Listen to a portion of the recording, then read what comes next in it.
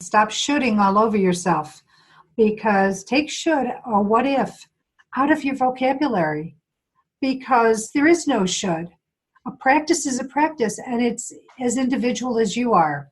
So if you want to do your gratitude while standing on your head, do it. If you want to do your gratitude while driving your car, that's fine too. There are no rules to gratitude other than having gratitude, being grateful. That's the only rule. Welcome to the Gratitude Podcast on www.georgianbenta.com, where you'll hear a new story each week that will inspire more gratitude in your own life. Our mission is to inspire 100,000 people to discover how to feel gratitude and live a happy life through the amazing life stories of our successful guests and their actionable tips. And now, the host of our podcast, Georgian Benta. Hi, Gratitude Seeker. Welcome to a new episode of the Gratitude Podcast. Today with us, we have speaker and author Marla Goldberg. She has written the book called My Effing Long Journey to Loving Myself, a guide to a shorter path.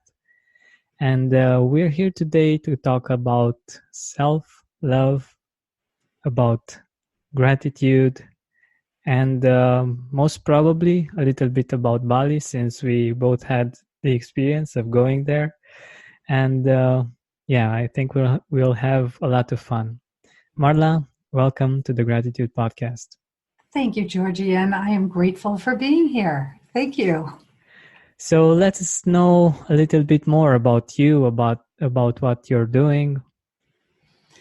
Okay, so I'm a lot of things because I'm also an energy healer, trained in 24 different modalities, intuitive, along with being a speaker and teacher.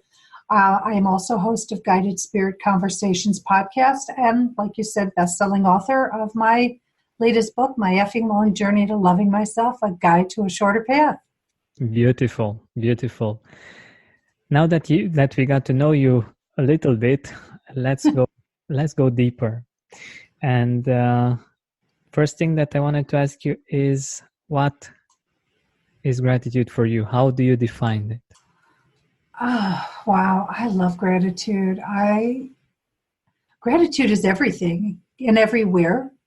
For me, when I was younger, before stepping down my spiritual path, I didn't realize how truly ungrateful and entitled I was. My behavior was.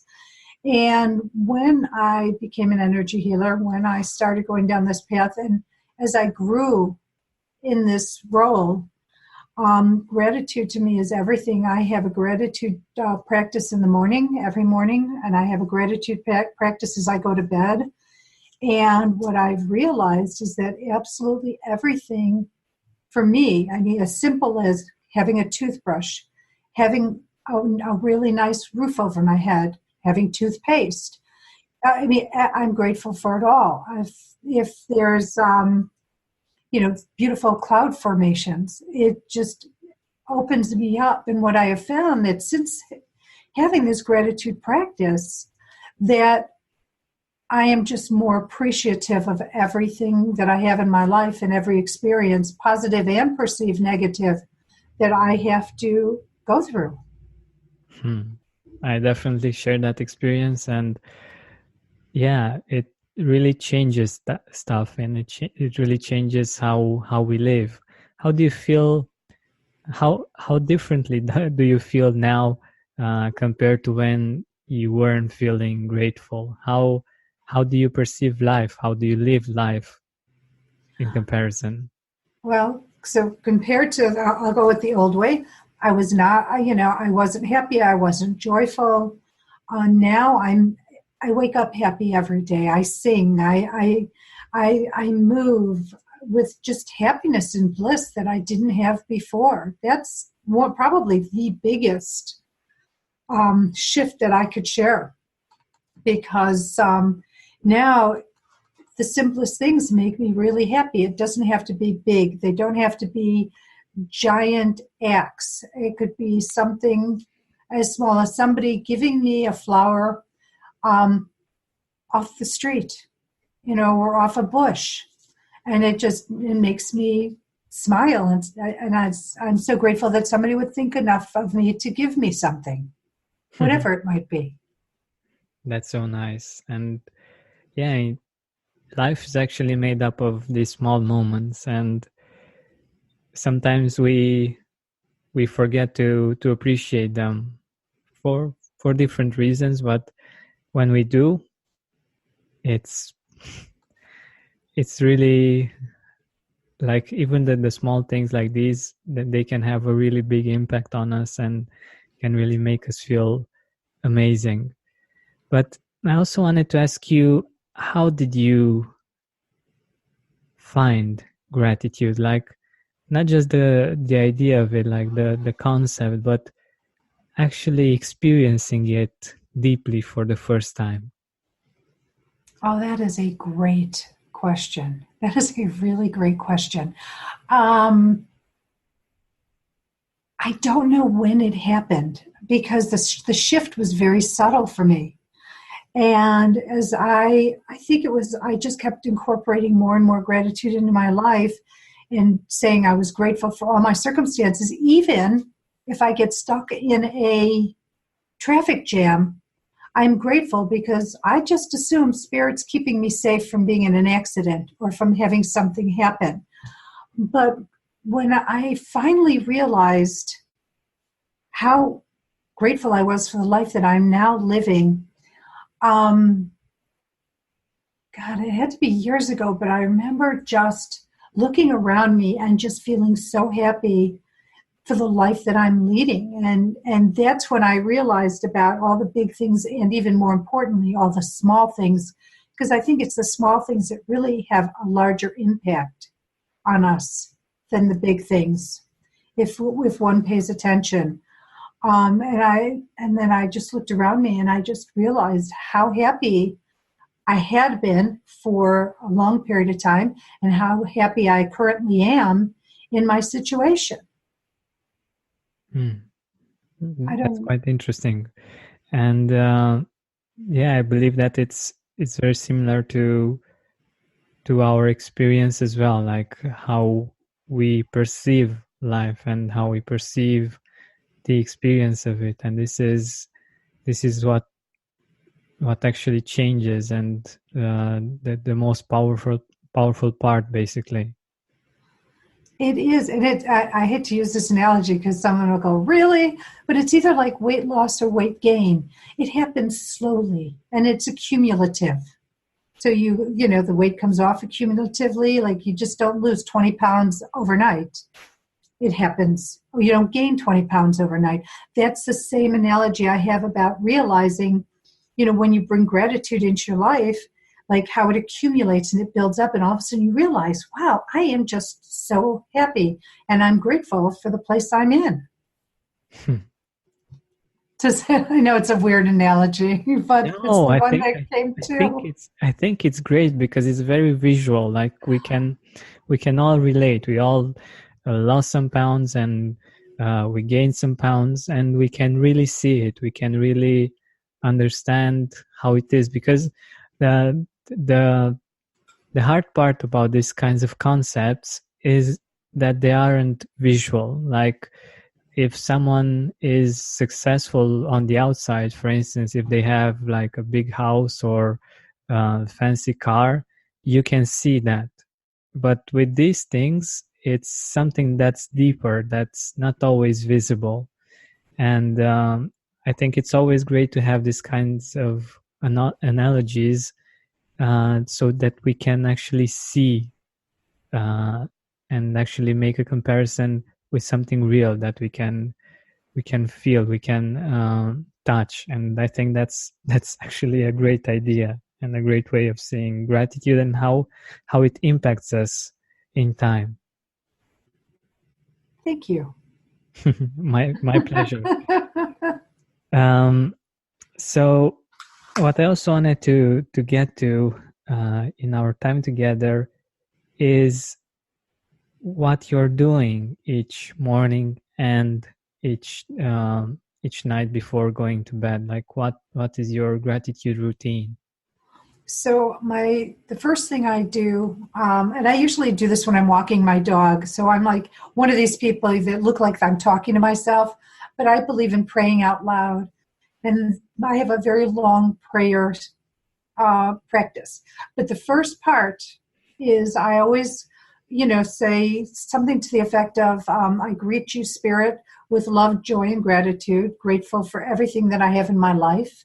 I'm grateful for my family, my friends, my loving pet companions, the roof over my head, the clothes on my back, the food that I eat, the things that I do, the places I'm able to go. And then I break it down into, I'm grateful for spirit, for my education, my spiritual education, because I know that I'm always supported by spirit. And then I go into the breaking down my gratitude. It's like slices of pie. So I have my business slice, and I get into the gratitude of my business. Then I go into the gratitude of prosperity and abundance, of health, of my family, my husband, kids, etc. And then I again go back to spirit and how I'm grateful for the guidance I receive. And that I'm grateful for everything that I've had to experience and endure in my life, positive and perceived negative, for it has helped to form me into who I am. And I bring that piece in because I find it to be really important in being grateful for the perceived negative things we've had to experience, because that's where the growth is. That's where the richness is. If we can learn our lessons sooner, then our growth happens sooner. That if we don't learn our lessons, we have to keep repeating them. And then that means we have to deal with more perceived negative stuff that comes into our life. And then I go into the rest of my prayer segment. And then before I go to bed, you know how they used to say, count sheep or count your teeth to fall asleep? I count my gratitude. And I just go through my head going, oh, I'm grateful that this happened. I'm grateful for this. I'm grateful for that. I'm grateful, whatever the gratitude might be. And I just go through my head about my day and all the things that I was grateful for as I fall asleep. That's beautiful. To be honest, it's one thing that I cannot do. Like when I'm really tired and I want to sleep, I've tried thinking about the things that I'm grateful for, but I somehow fail to concentrate on them. Do you have any tricks for doing this at night before actually when we are trying to sleep and it's harder for us to do it? Here's what I say. If you can fall asleep by the moment you put your head on the pillow, God bless, go with God. It's a great thing. But if you need a couple of minutes to wind down, then you just, when your light goes out, even if you say one thing that you're grateful for, I'm grateful for my day. I'm grateful for my podcast with Georgian. I'm grateful, that whatever that I had a great session with my client. As long as you get, one thing out in your mind, and even if you fall asleep halfway through it, you're still in the middle of a gratitude practice. That's so true. Yeah, so you don't have to put any quantifiers on it, like I have to have 5 minutes of this, or I have to say 15 things. Even if you get half of one thing out, Spirit knows you're grateful because you're about to say that you're grateful. And then you doze off. And then I feel that you have the most beautiful dreams when you go to sleep with gratitude.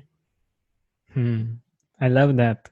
And I think that comes from self-love, from having compassion to yourself, and not to give yourself the freedom to do things as you feel, as they work for you, right? Yeah, well, it's always subjective. Everything is different for everybody else. What works for me, you might scratch your head and go, really? Or vice versa. But it has nothing to do with anything other than the fact that it works for me in my life, and what works for you works for you.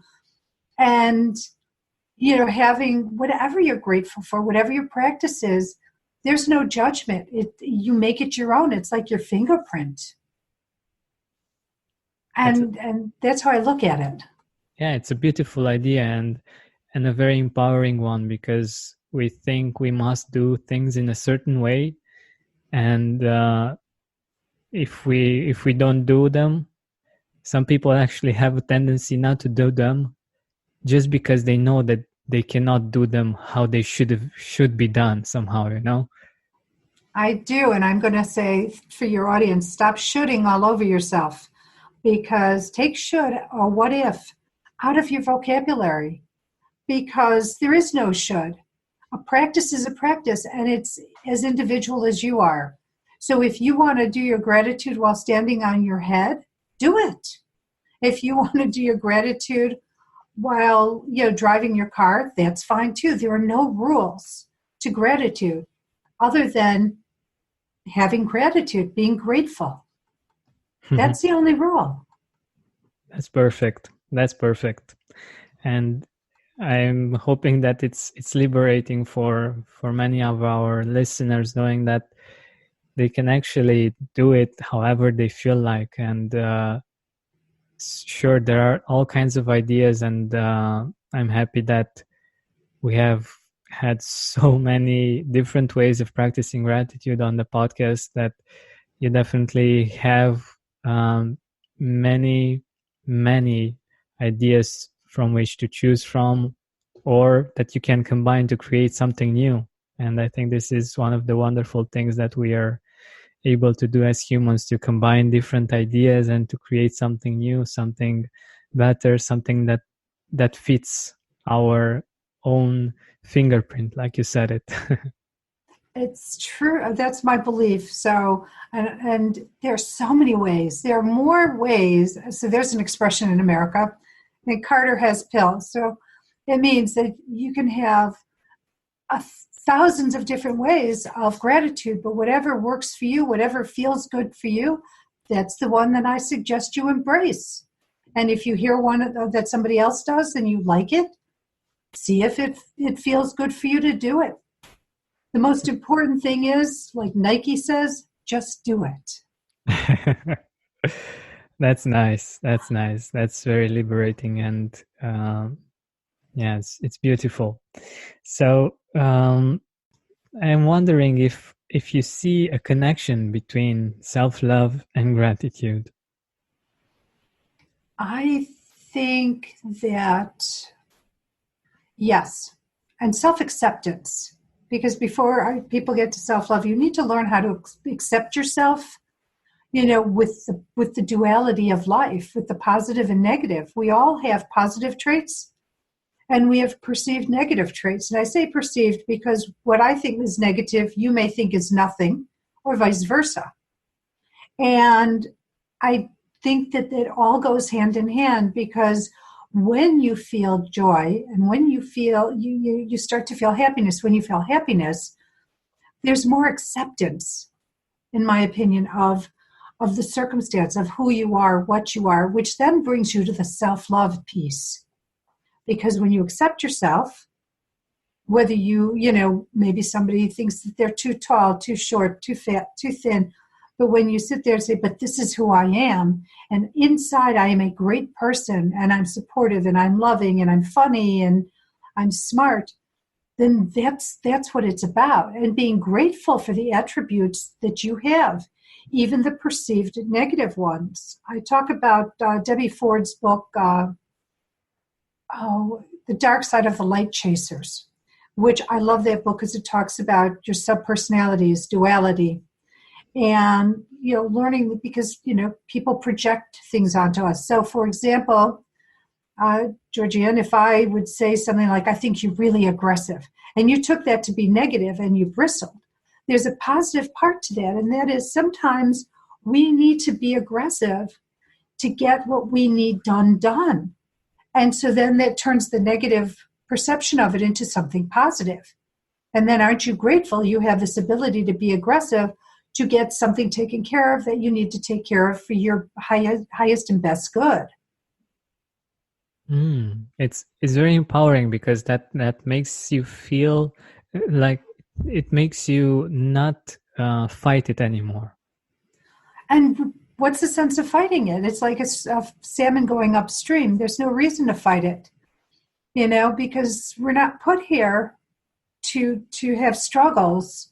We're here to learn, and we have struggles so we can learn from them, or challenges. But in my opinion, we're also here to live a divine life, and the divine life is one that's easier. And it's almost like if you learn the rules to having an easier life, and gratitude is a huge part of that, then you have the easier life and things tend to flow more. Exactly. It's actually my experience as well. Like, I feel that I have an easier life thanks to working on different things from my past. And also, of course, by practicing gratitude, things, like you said, flow easier and more beautifully. I've actually had some recent changes in schedule that um, that were like very improbable, but they were perfect in timing, and it's just amazing how things fall into place sometime. It's wow. Yeah, it's kismet. So kismet is a Yiddish word meaning it's meant to be. It's just is. Exactly. And talking about that, it reminds me of the people in Bali and how they live their life in this manner. Like I remember how like you said before going live, how they are so heart centered and living in the present moment. How has it been for you? Like how um, has the experience there changed you, and what are you grateful for when it comes to the experience in Bali? Wow. I mean, what am I not grateful for in Bali? First, I'm grateful for being in Bali because it is one of the most beautiful, though very humid, places on earth, in my Oh yeah. It's very, very humid. But the people, I mean, just their attitudes. So the Balinese culture is so full of tradition and so full of ceremony. And these people have ceremonies for everything. And their calendar only goes 210 days. So it's not unusual for people to get married on a Tuesday or a Wednesday. You know, in America, you know, most of the time people get married on Saturday, Sunday, and now Friday nights. Some people will get, you know, run to the justice of the peace during the week, but for the most part, it's traditional. But in Bali, the ceremony is everything is beautiful, and the way they put their attention to things. Even they do an offering, a gratitude offering every morning, and that is one of my favorite things to witness because they have an offering basket. It's a tiny basket, and they put flowers and fruit and food, sweets and rice and all these items to say, I'm grateful for this. And they put it to Ganesh with incense, and there's a prayer ceremony that goes along with it. And it's exquisitely beautiful. And they do this. Some people do it once a day. Some people do it more than once a day. But I find it to be so exquisite that I had to bring home one of those prayer pedestals so I could learn how to do this at home. That's beautiful. That's beautiful.